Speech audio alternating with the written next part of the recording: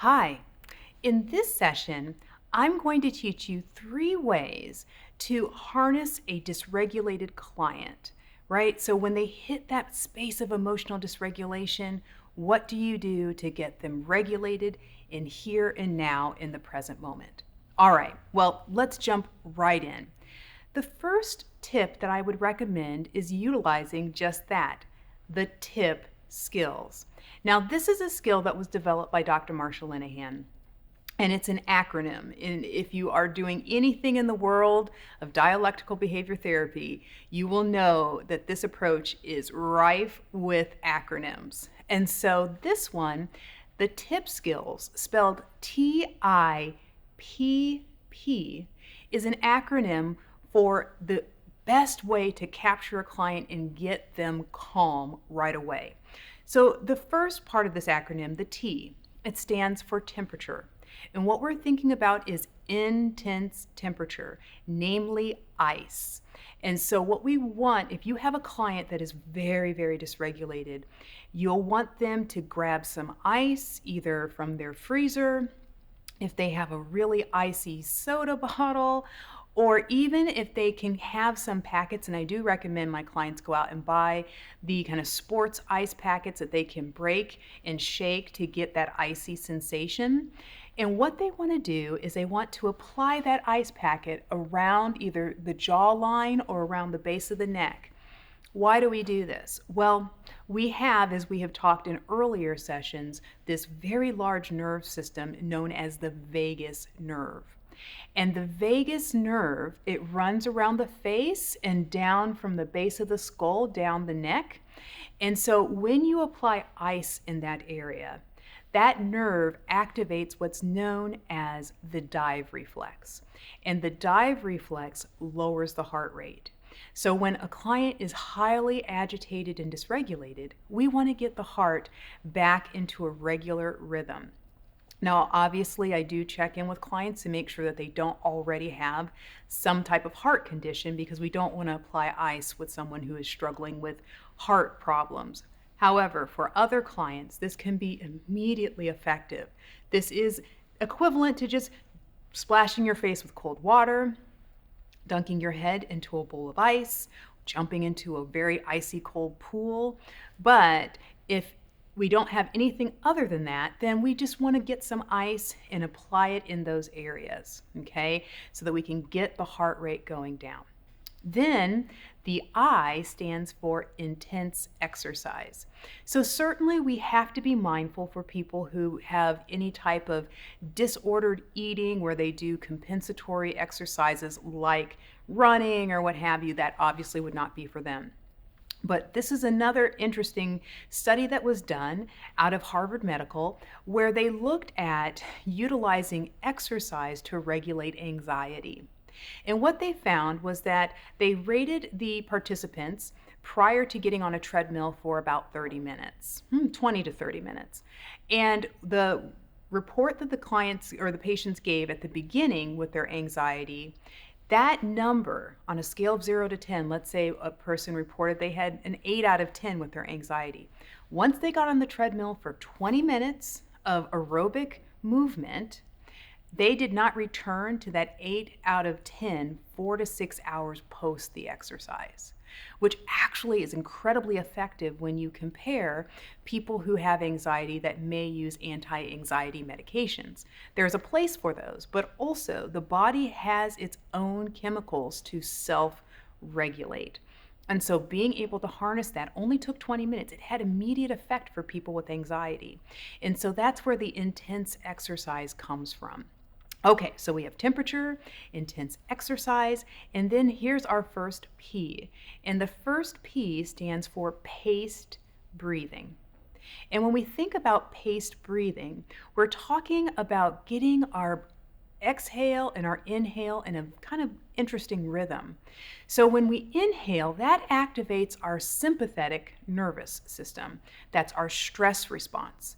But as we exhale, we have our parasympathetic system that kicks in, which I call our peace system.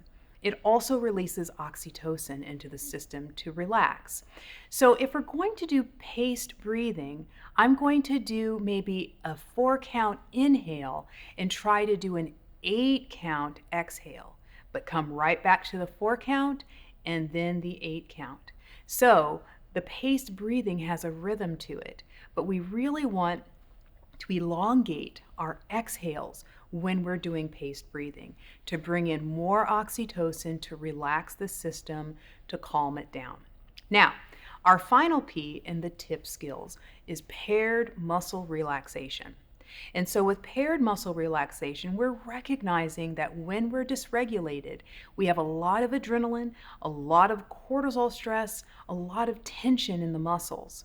And so what we do is we progressively work through all the muscle systems, getting the client to tighten them and hold and then release and feel the body and the muscles let go of the tension out of the body. So I highly recommend the TIPP skills as one of the techniques when your client is dysregulated. We're basically getting the dysregulation to start working out of the body.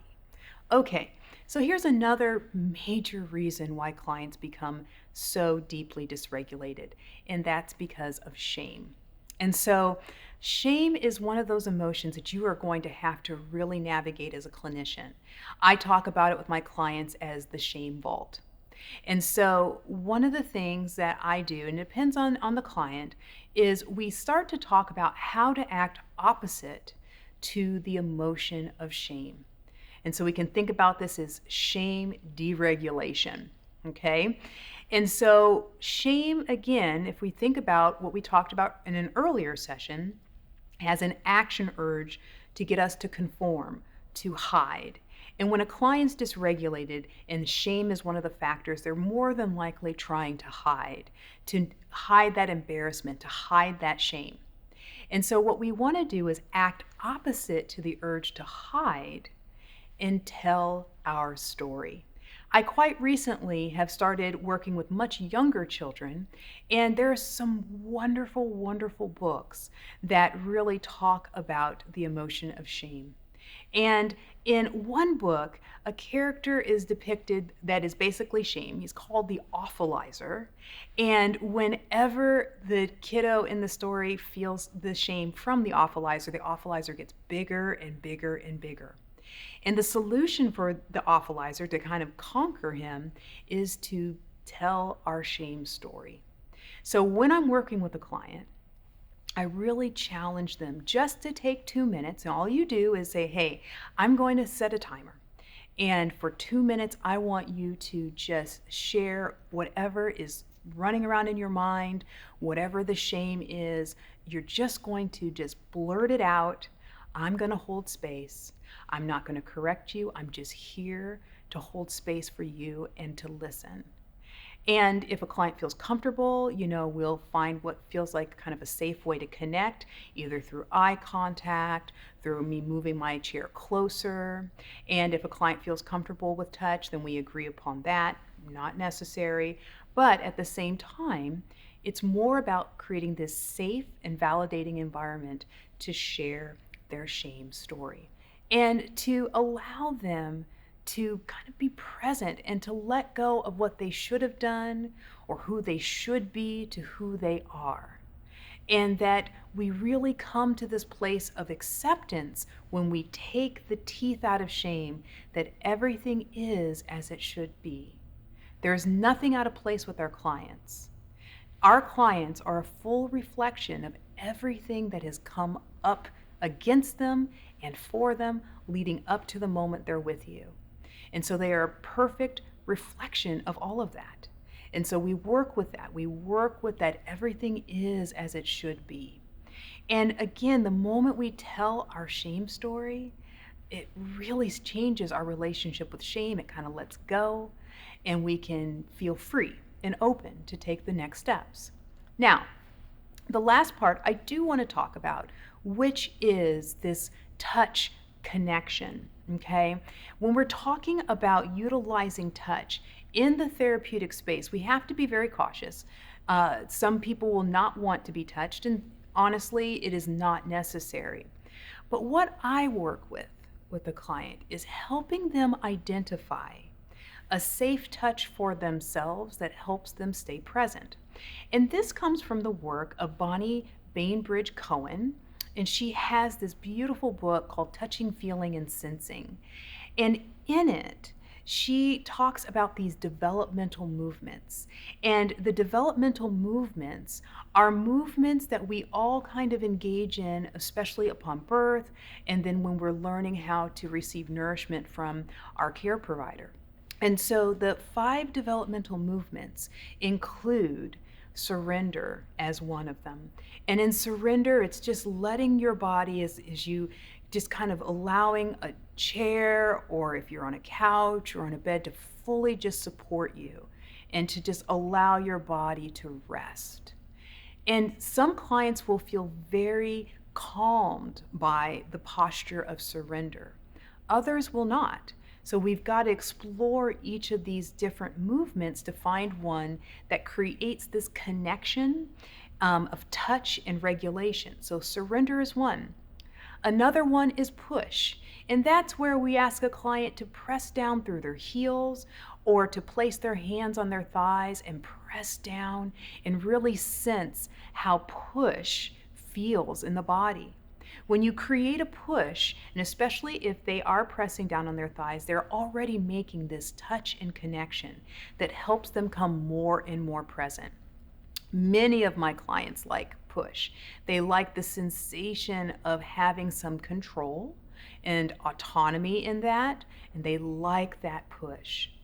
Another one from push would be the reach. And just imagine reaching out in front of you and extending your hand. And it can be very helpful if there's somebody in the environment. If you as a clinician are doing this, this could be that kind of safe connection where you're just reaching and holding hands with the other. But even just the extension of connection through a reach can be very, very regulating for a client, right? I'm reaching out, I'm connecting with you. And from the reach is the grasp. And so when I do this with clients, this is why we kind of negotiate what level of touch feels good for you, even upon greeting or exiting. And so doing a handshake, but maybe just holding it for a little moment and getting the sense of how grasping feels. We have been in a period of time where people are very disconnected, so handshakes have a whole new meaning. And so just utilizing grasping can be very, very powerful for a client to just reconnect, even with themselves. And finally, from the grasp, it's the bringing home. And that's a big movement that I do with clients when they're dysregulated, is finding a posture within their own body that helps them feel like they are home.